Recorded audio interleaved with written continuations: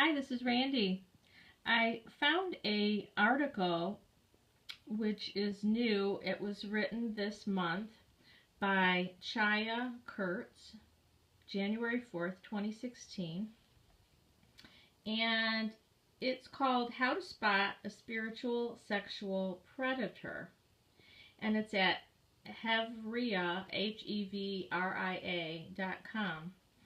I've never personally dealt with a spiritual predator. That would be quite a trip. My narcissist was quite not spiritual, not religious. He was basically an atheist. But it's interesting because I have heard of a few women who have dealt with a supposedly spiritual man who ended up becoming or being a narcissist predator. So it's quite a long article. I'm going to read as far as I can here the most prominent signs, what to look for. Because these extremely spiritual people are actually lowlifes. The spiritual man who thinks they're special. You are a light in the darkness to him. He is your teacher, and he sees so much brilliance and potential in you. You are what he needs, and he is what you need, spiritually, of course. Or he wants to personally help you. You, more than anyone, are worth his precious spiritual energy and time. Stay clear of the spiritual man who wants to see you outside of class. Why would a charismatic, enlightened man want to see you outside of class? Why would he invite you to his home, into his inner circle, into his family, or to his most exclusive retreats? Because he wants to do something inappropriate, and he's getting you used to being alone with him. The man who wants to spiritually connect with you through your body. This guy can take any scripture of any spiritual tradition and twist it to convincingly mean that spiritual connection is best experienced through sexual connection. Selling teenagers into prostitution, having multiple wives and mistresses. He's got scripture to back it up. We've all heard the narcissists back up different kinds of warped thinking with their mind, not with scripture, but with something that's written, or maybe some study. A spiritual man who pierces you with his eyes. His gaze is unbelievably powerful. When he looks at you, you swear he can see right to your soul. Why do they always pierce you with their eyes? It's a move of control and dominance. I once had a creepy Swami try to pierce me with his eyes, and I left his ashram within 10 minutes. I know Healing Vibe always talks about those piercing eyes and stares. The spiritual man who wants to touch you. Eyes on you turns into hands on you. He's so spiritual that he wants to heal you hands-on, or he invites you in for a private session only to reach up your skirt. Since he thinks he's God, he feels entitled to your body. Question what he's doing, and he'll back it up with scripture or explain to you that it's part of the student-teacher relationship.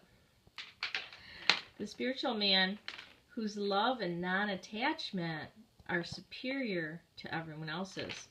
He challenges you to be strong enough to handle his love.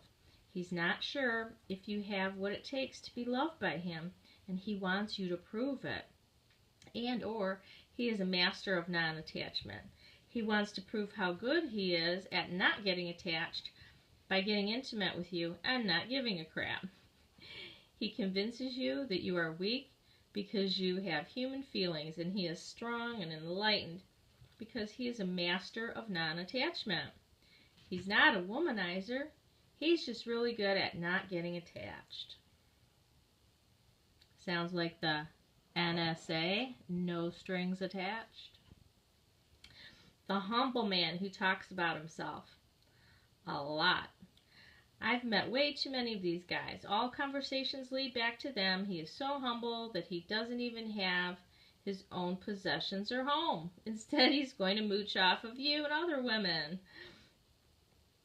Counter something he says, and he's going to throw the humble card at you. If you don't agree with him or you don't flatter him, you're arrogant. So he is so humble, you're assaulting him by disagreeing with him. We're familiar with that. The very, very sensitive New Age guy. This man has feelings. His feelings are very strong. You must never hurt his feelings, though he is free to hurt yours. He is a master of using psychobabble and nonviolent communication. You make him feel a certain way. He is never responsible for controlling his own feelings. The religious man, to whom the rules don't apply. He sure knows all the rules. He can recite them backward and forward in multiple languages, Sanskrit, Hebrew, Hindi. He is fastidious in tiny details that inconvenience other people, which is his special way of washing his hands, his special diet. But when it comes to, like not raping people, the rules don't apply to him. His spiritual position entitles him to exploit you however he wants to. The crusader for justice who makes you feel dumb. This man knows everything about justice. He knows the key to world peace. He quotes Marx, Mandela, and Maimonides, I don't know what that is, in the same sentence. He knows Angela Davis personally. If there was a big protest, he was not only there, but he was on the front lines fighting the cops. And he has a scar on his inner thigh that he wants to show you to prove it. This man is committed to the cause above all, so lofty in his goal that he doesn't need to be nice to regular people like you. He can be nasty, rude, all in the name of the cause. Call him out on it, and you're siding with the oppressor. That kind of reminds me of the MGTOW guys. Some of them are very intelligent. They like to use all those things that they know to manipulate the conversation and make you feel dumb. The married man who tells his marital problems to you. The spiritual master has a spiritual advisor, a very famous guru, but even that guru can't empathize with his marital problems. Thank goodness that you can, though. It turns out that in every way his wife lacks, you are just brimming over. Why can't his wife be more like you, he asks you. The enlightened man who tells you all about how men and women are supposed to relate to each other and how women should be. This guy's an expert on gender. He knows every religious and spiritual reason why women should be subservient to men. He presents his knowledge as absolute truth. If you don't relate to him on his terms, he'll educate you on how to be a better woman. He's on a special mission to teach every young woman, even little girls, how to be women. Oh, wow, that even sounds more like MGTOW now, doesn't it? The clergyman guru who wants your money. He can convince almost anyone, and especially women, to financially support his mission. If it's not by promising salvation, if you give him money, it's by inviting you to very, very expensive retreats. Want private healing sessions or lessons in spiritual practice? One way or another, you'll pay for them. Anybody who's ideologically justifies polyamory. If he's really progressive, this man can quote The Ethical Slut.